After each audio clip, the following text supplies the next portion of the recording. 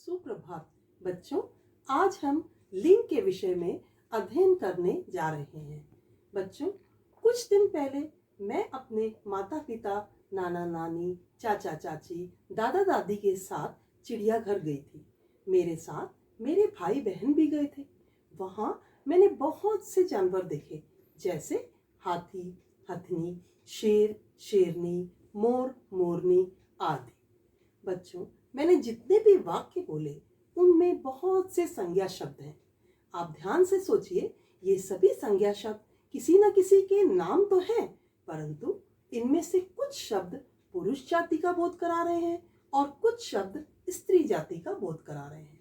अतः हम कह सकते हैं कि संज्ञा शब्द के जिस रूप से उसके पुरुष जाति या स्त्री जाति के होने का पता चलता है, उसे हम लिंग कहते हैं। जैसे शिक्षक पुरुष जाति, शिक्षिका स्त्री जाति। लिंग के दो भेद होते हैं, एक स्त्रीलिंग, दूसरा पुल्लिंग। स्त्रीलिंग जो शब्द स्त्री जाति का बोध कराते हैं वे स्त्रीलिंग कहलाते हैं, जैसे छात्रा, शेरनी आदि। पुल्लिंग जो शब्द पुरुष जाति का बोध कराते हैं वे पुल्लिंग कहलाते हैं, जैसे छात्र और शेर। बच्चों, अब मैं आपको एक एक्टिविटी करवाने जा रही हूँ। दिए गए शब्दों को उनके लिंग के अनुसार छांट कर लिखना है। छात्र, शिक्षिका, बैल, बाघिन, पुरुष, गाय, बाघ, शिक्षक, स्त्री और छात्रा। सबसे पहले हम इसमें से स्त्रीलिंग शब्द छांटेंगे। शिक्षिका,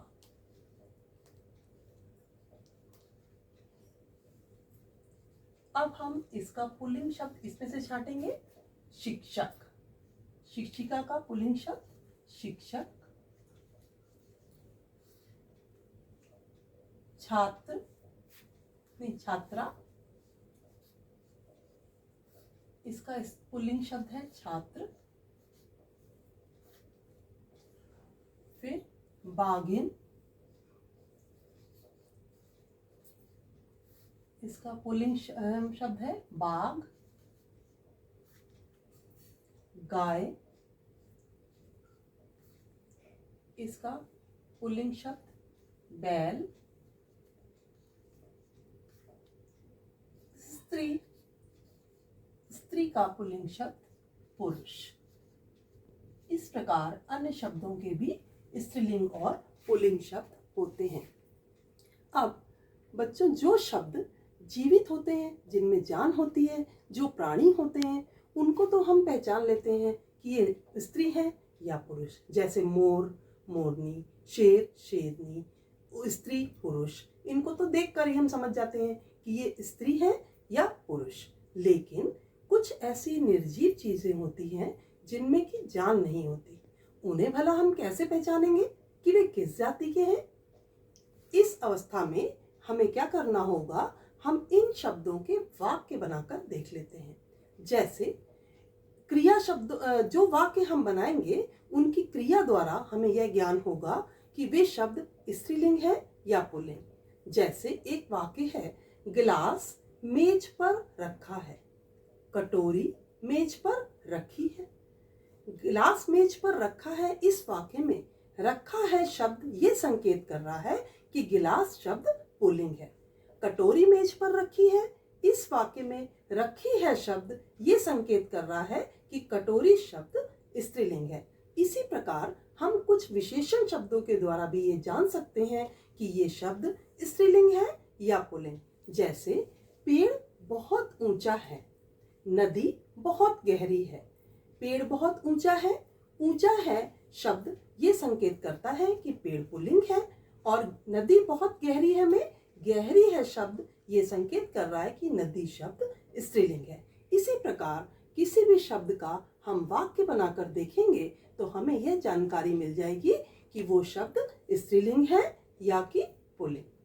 अब कुछ शब्द बच्चों ऐसे होते हैं जो दोनों लिंगों में एक समान रहते हैं, चाहे वो स्त्री जाति हो चाहे पुरुष जाति। जैसे प्रधानमंत्री, ये ऐसा शब्द है जो दोनों लिंगों में एक समान रहता है, इसमें कोई बदलाव नहीं आता।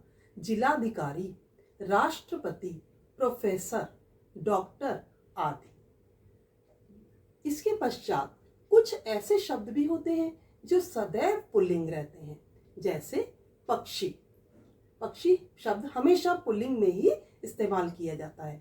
कौवा, चीता, भेड़िया आदि ऐसे शब्द हैं जो सदैव पुल्लिंग रहते हैं। और कुछ ऐसे शब्द हैं जो सदैव स्त्रीलिंग होते हैं, जैसे मैना, कोयल, चील, मछली, तितली आदि। इनका पुल्लिंग शब्द नहीं होता, ये सदैव स्त्रीलिंग में ही प्रयोग किए जाते हैं। अब मैं आपको कुछ शब्द और बता रही हूँ, आप वाक्य बनाकर देखेंगे कि ये स्त्रीलिंग है या पुल्लिंग। जैसे दूध और चाय। दूध उबल रहा है, चाय गिर गई। अब उबल रहा है से हमने अंदाज लगाया कि दूध शब्द पुल्लिंग है। चाय गिर गई से हम यह समझ सकते हैं कि चाय शब्द स्त्रीलिंग है। इसी प्रकार दरवाजा खुला है, खिड़की खुली है, ताला बंद है, चाबी खो गई। इस प्रकार के वाक्यों द्वारा हम हमेशा ये अंदाज लगा सकते हैं कि ये शब्द स्त्रीलिंग है या पुल्लिंग। तो आइए अब दोहरा लें कि संज्ञा शब्द के जिस रूप से उसके स्त्री जाति या पुरुष जाति के होने का बोध होता है उसे लिंग कहते हैं। हिंदी भाषा में लिंग दो प्रकार के होते हैं, एक स्त्रीलिंग, दूसरा पुल्लिंग। स्त्रीलिंग अर्थात स्त्री जाति का बोध कराने वाले शब्द, पुल्लिंग अर्थात पुरुष जाति का बोध कराने वाले शब्द। आशा है बच्चों आपको लिंग बहुत अच्छी तरह समझ में आ गया होगा। अब आप अपनी पुस्तक से ध्यान से पढ़ेंगे और आज के लिए इतना ही। धन्यवाद।